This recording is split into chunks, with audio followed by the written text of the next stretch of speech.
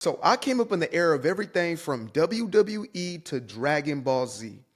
And not one time in my childhood did I think to myself, if only there were more black characters in these shows, I would feel more represented. I would feel more included. We need more diversity on the planet Vegeta.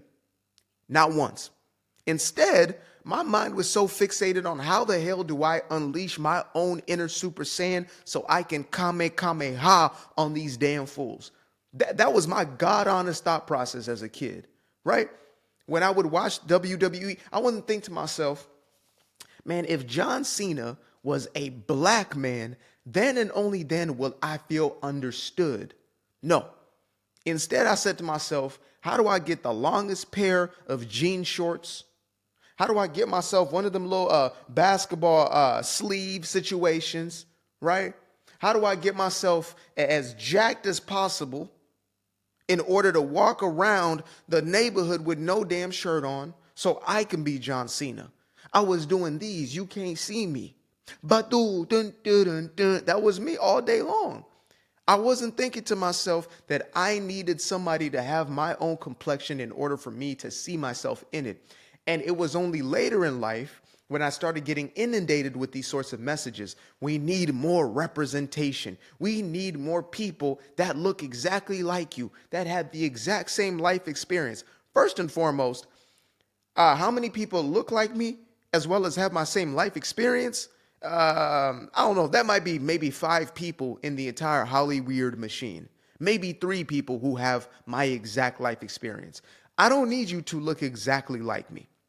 Now, I understand the argument, and I even understand that there is power to representation, right? We can't deny that the Cosby effect, or not that effect, not that Cosby effect, the Cosby show had an effect on the greater population, right? College attendance skyrocketed as people watched shows where they would see a doctor and a lawyer in relationship as a family and have a nuclear family, right? There was a real life effect that took place. However, I will say this. If we are reliant upon these shows to reflect ourselves to us, as opposed to creating a foundation in the household, we're cooked. As a matter of fact, we're seeing that right now. Because look at the television series that are being produced. Look at the movies that are being shown. Look at the damn content that's being created at scale. Look at how much dysfunction, how much toxicity, how much degeneracy there is that is being presented to us, and we're relying on that to show us who to be as people.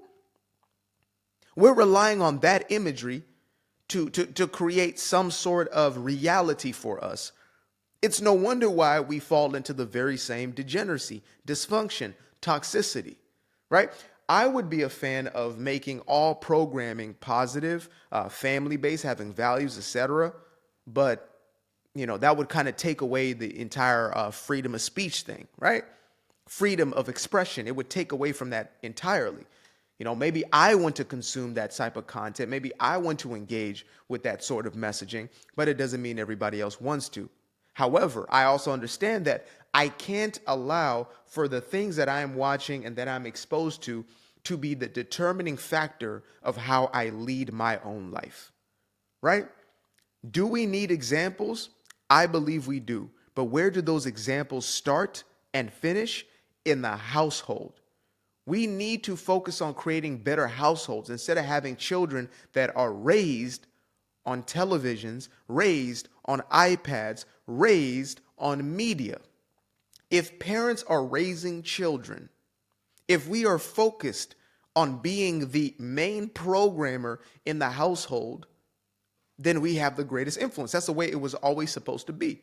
It's not supposed to be, Cosby over there who is having the most influence on the kiddos, right? Again, with that show, he made a positive impact. It just so happens that his life was not a reflection of what he was portraying to the public. So some people saw him as a hero. He was not. He just made a show that had positive imagery. But when we have this deep reliance, and I want to get into the even deeper conversation of why I feel there is such a push to force this quota onto the greater public, right? Because at first it was about representation. At first it was genuinely, I would at least say from the outside looking in, it was genuinely about let's get more of everybody included. Okay, cool. So let's break down demographics of the country. If we have 10 people in a room, how many of those people are going to be black? 1.5 of those individuals in that room will be black. So me and my girl love to watch movies from the 80s, 90s, and 2000s. And we just watch whatever, Big Fat Liar, this, that movie, whatever, right? And what I started to notice was that before they started putting these ridiculous quotas together, there was already a baked-in diversity taking place in these films. There was representation in many of these films. Now, some movies were about an Italian neighborhood, or they're about an Irish family, or they're about, an inner city neighborhood somewhere with just mostly Hispanic population. So those movies were representing a time, a day and age, or they were representing an environment that was quite homogenous. That's just what it was. That was how they could communicate that story the most accurately. So to force diversity into those stories where it didn't exist would be disingenuous, right? However, if we're just making up stories, making up characters, okay, we want to really fill a quota. If you just went to fill the diversity quota, 1.5 of these people are going to be black, right? Maybe 3 of them, or 2 or 3 of them are Hispanic. And so you still end up having 4 to 5 of them who are white, right? Asian might be like 0.5 of a person, so half a person. Pacific Islander might be like 0.01 of that person, right? These aren't the exact statistics, but I'm breaking it down in the most consumable way possible. It would be an almost ridiculous standard to set. So what has happened instead is we just need to saturate movies filled with people of color. That's how it started. And then it became we need more alphabet folks in these movies. Now you have films where you will have 3, 4 Transformers in there. And I'm not talking about Optimus Prime here. I'm talking about the transmissions, right? Them folks. How do you have a movie with 2 to 3 of them when they say 1%, if not less, of the actual grander population? How does that work? Okay, you got the alphabet folks in there. How is half the cast the alphabet? How was that a thing? Everybody is a quote unquote POC. There's one white lady in the office and she's a transformer. That is not representation. That is bullying in your own ideology, right? If you want to make movies based upon what your political stances are, what your beliefs, so be it. But when you start to force everybody else into the very same twisted reality, that's where the problem comes in. That's not about representation. It's not about showcasing diversity. It's about fulfilling an agenda. And that's my biggest problem with this conversation.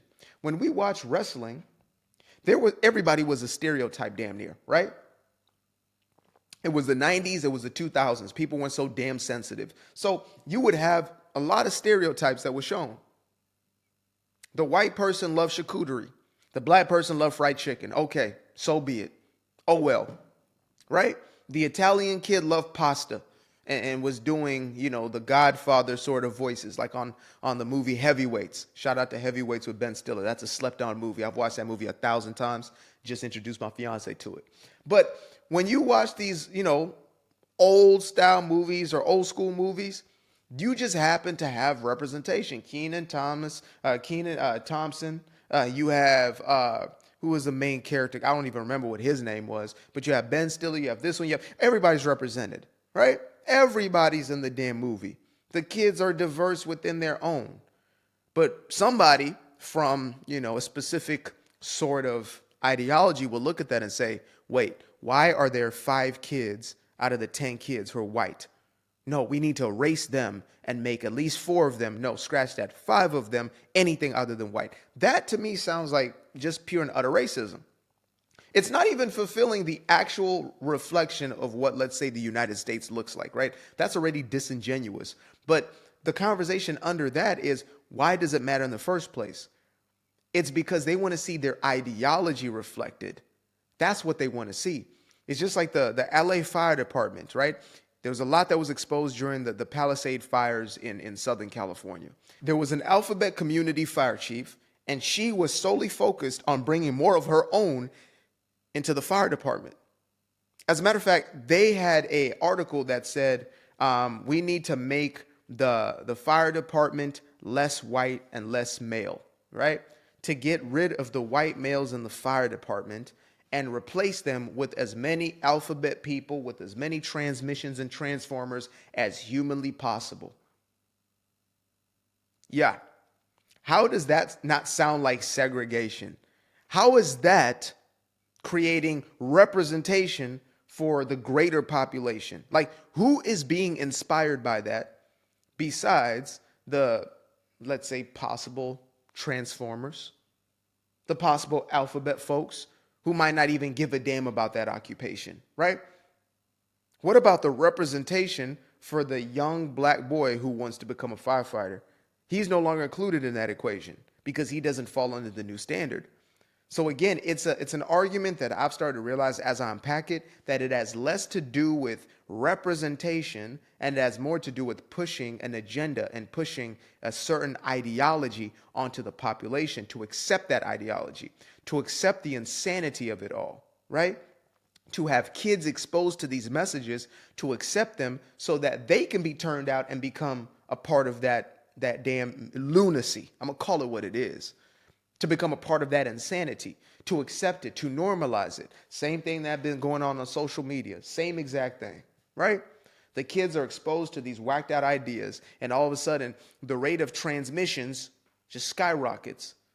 You know, before there was the lowest percentage you could imagine, and all of a sudden, all these kids just happen to now be transformers, right? It has nothing to do with the fact that they have these messages pushed and essentially propagandized towards them. No, God forbid. It can't be that.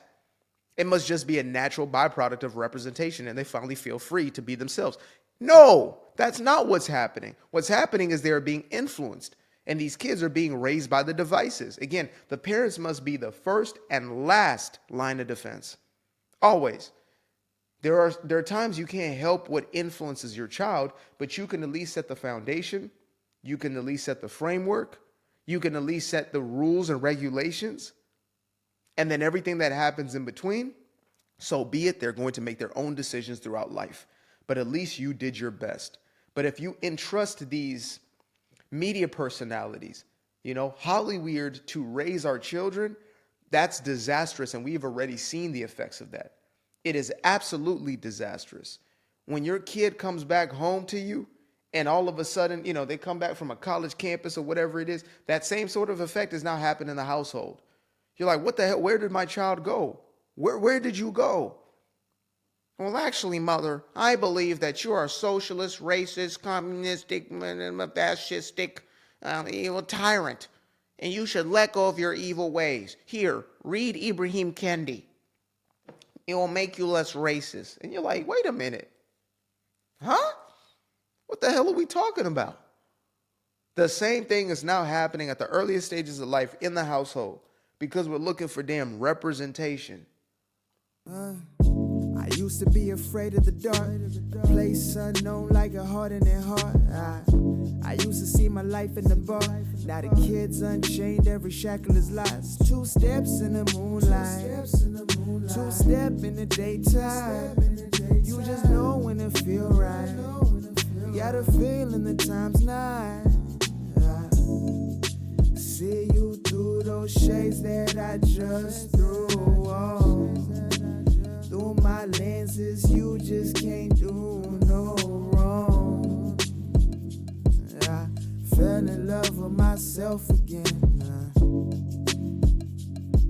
I fell in love with myself. I fell in love with the sunshine. I fell in love with the light. I fell in love with the full moon. I fell in love with the night. I can see the light again. I can see the light. You can see the life in him illuminate the night. I know the time time is taking.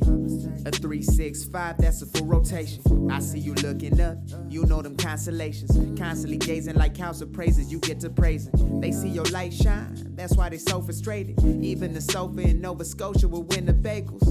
I couldn't get them ease on the grease, why they burning up? Money growing trees, feel a breeze, still you show.